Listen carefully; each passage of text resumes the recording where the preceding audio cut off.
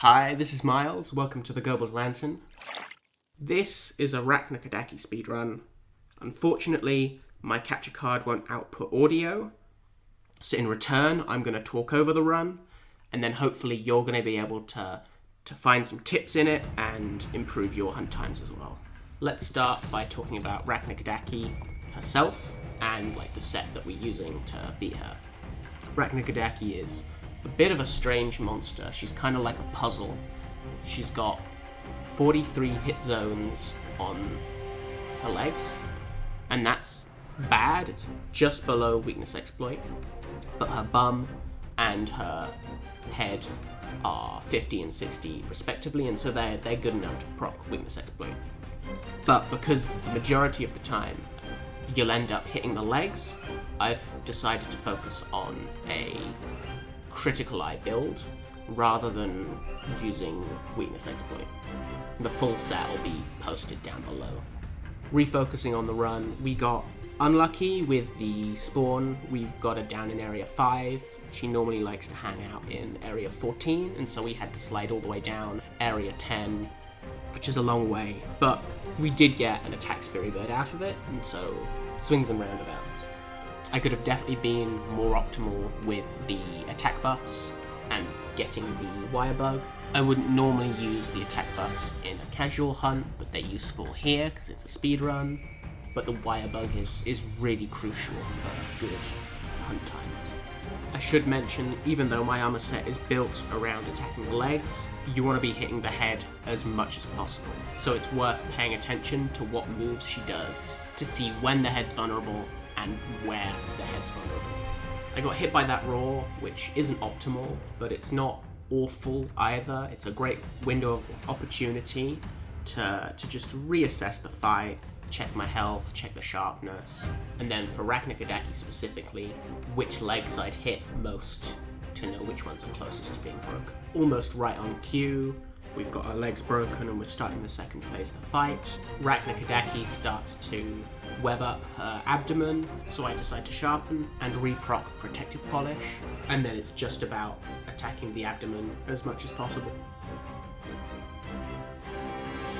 My spidey senses start to tingle, so I use Spiral Thrust to just get out of there, and that's probably a good example of the extra uses of Spiral Thrust. You can use it offensively, but you can also use it as an evasive punish, kind of like Longsword's Faith Slash.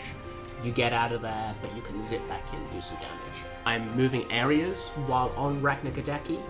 That's for two reasons. Firstly, it means that we travel with Rakna-Kadaki when she moves an area, and so it stops her from moving to another area and us having to slowly run after her. And secondly, it's because Rathalos is up there. Rathalos means an extra knockdown and a whole ton of extra damage while we're sitting on top of him attacking Rakna-Kadaki. Mounts are really powerful in this game, especially compared to Lance DPS, and so it's absolutely worth picking them up and just doing as much damage as you can on them. In terms of speedrunning, we got lucky with Rathalos. The alternative was Basarios, and he's normally in area 13, but he does a lot less damage, is a lot slower to get his attacks off. So ideally you want Rathalos as your extra monster, but if it's a casual run, it doesn't matter, just run to the second monster and let him wreak havoc. As soon as I'm off Rathalos, I go straight to pick up that extra wire bug. Maybe I should have waited until after the knockdown. Could have gotten one extra Spiral Thrust off, but who knows. I just hit through sharpness, and so I used the window of opportunity after blocking the roar to sharpen. Unfortunately, it doesn't quite play out as perfectly as I had hoped, and I get webbed. After that, I start focusing on the legs while head sniping whenever I can. The next leg break is really clutch. Without it, I'd have been hit by her big fire explosion, probably saved the run right there. After she gets up, I decide to sharpen. Then I perfect guard her big leg slam, and it's probably a good time to mention, or just to think about how little I've been using my block at all this fight, and that's why I'm not running offensive guard, because I'm just not getting the proc activations, and dropping offensive guard is what lets me hit white sharpness with protective polish. That's not to say that Offensive Guard is a bad skill, however. Like, most of the time I would be using it. It's just that Rakna-Kadaki seems to be a specific case where it doesn't seem useful.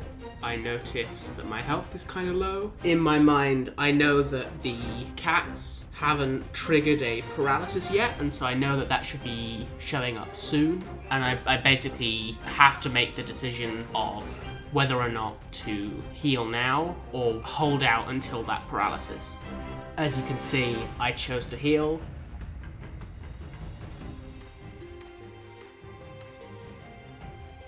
And I think it paid off.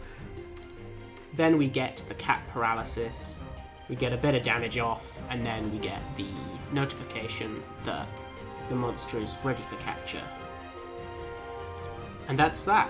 Rakna-Kadaki hunted in 5:25, not too shabby.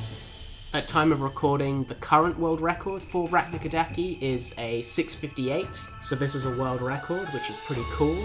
But there's still stuff I'd aim to do better. I think getting a good spawn, getting her up at the top rather than down the mountain would be nice. Maybe bringing an attack cat. I've been bringing a gathering cat with me.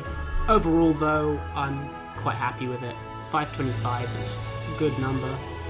So if you like the commentary or the run itself, feel free to subscribe. I intend to do more of these with the aim of casting a more objective look over how to fight the monsters with the lance, and hopefully improve your times as well as mine. Thanks for watching. Peace out.